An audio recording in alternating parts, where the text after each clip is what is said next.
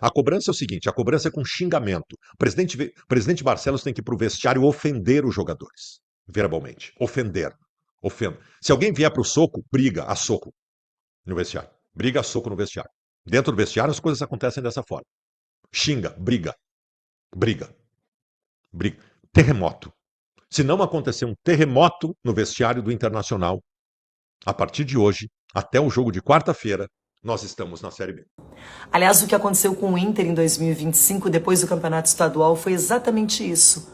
O Inter não suportou a pressão. O trabalho foi bem feito para um campeonato estadual e depois eliminação na Copa do Brasil, na Copa Libertadores, um campeonato brasileiro pífio, ridículo, de Z4, de machucar o torcedor, porque antes do começo do Mundial, o Inter já estava na zona do rebaixamento. E agora perdeu confiança, perdeu motivação, é um time amedrontado, que não consegue fazer frente a nenhum adversário, e nós colecionamos vários fiascos no Campeonato Brasileiro, goleada para o Palmeiras, goleada para o Botafogo, goleada em São Januário, precisando sair do Z4 para o Vasco da Gama, que era um time que há muitos jogos não vencia ninguém. Nós não vencemos o Clássico, em casa empates com o Galo, com o Bahia, com o Santos, enfim, uma sucessão de erros e jogos pesados, ruins, mal administrados, mal executados. E agora, esse pesadelo chegando. Então, sexta-feira em São Januário, eu entendi que ali era o fim da linha para o Inter nesse Campeonato Brasileiro. E hoje veio a confirmação diante do São Paulo, que parecia ser o time que estava lutando contra a Série B e a segunda divisão. O Inter tem problemas muito sérios de gestão. O Inter não consegue se organizar, comandado por Alessandro Barcelos, um presidente fraco, que até pode ser bem intencionado, nem sei se é, mas ele não tem capacidade gestora. Ele fez uma janela ridícula, liberando Wesley, Valência e depois o Fernando, e não repôs, não trouxe substitutos. Por exemplo, ele liberou um zagueiro, mais ou menos como o Rohel, e não tinha ninguém, nem do nível e nem melhor. Então o Inter, ele acreditou talvez na história, acreditou no Campeonato Gaúcho, em Roger Machado, que não tem tradição, conexão com a história do Inter, que é de um lado que é adversário historicamente falando. E o presidente foi lá e aumentou o vínculo, aumentou o contrato com Roger Machado. Imaginou que estava garantido esse presidente que se esconde atrás de ídolos, porque quando ele concorreu à presidência do Inter, na outra chapa estavam Abel Braga e D'Alessandro. Ele contratou o D'Alessandro e agora usou o Abelão como escudo para terminar o Campeonato Brasileiro, criar o fator novo, sem nem ligar para o Abelão, fazendo com que o D'Alessandro tivesse essa missão. Então, independentemente disso, eu continuarei sendo torcedora em qualquer divisão, em qualquer lugar.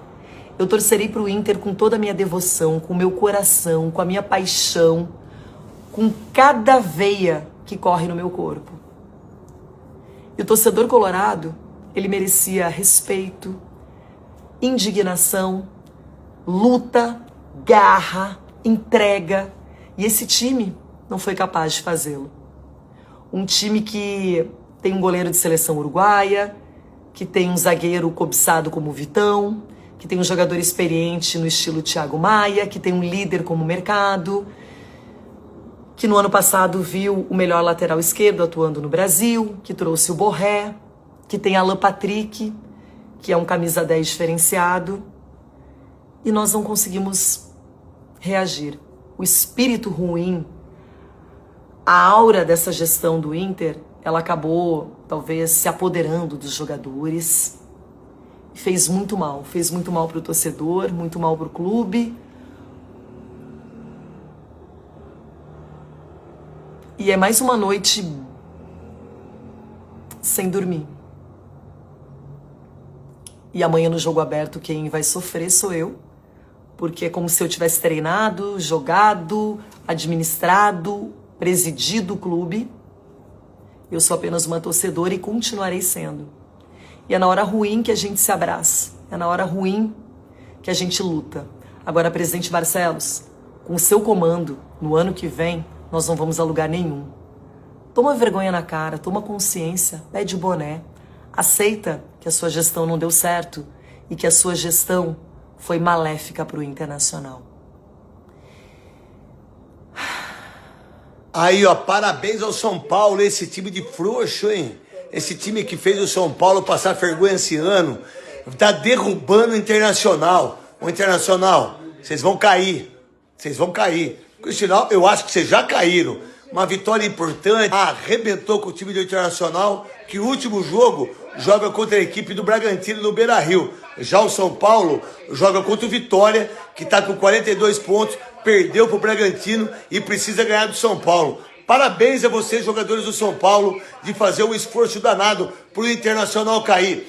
Que legal, que bom que o Internacional vai cair, hein? A última coletiva, onde eu fui relatar uma brincadeira que aconteceu no treinamento, e isso criou uma polêmica muito grande.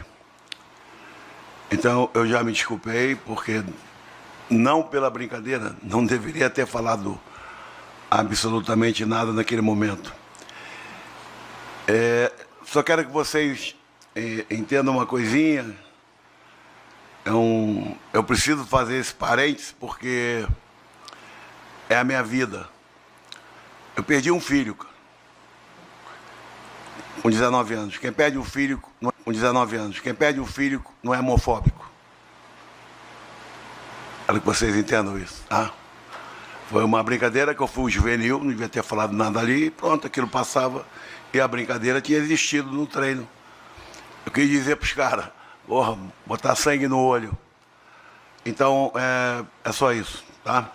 Porque depois não adianta vir mais pergunta, que eu já falei sobre isso. Não adianta eu ficar explicando, cara, o torcedor não quer explicação. O torcedor não queria estar vivendo esse momento, mas nem nós. Nem nós.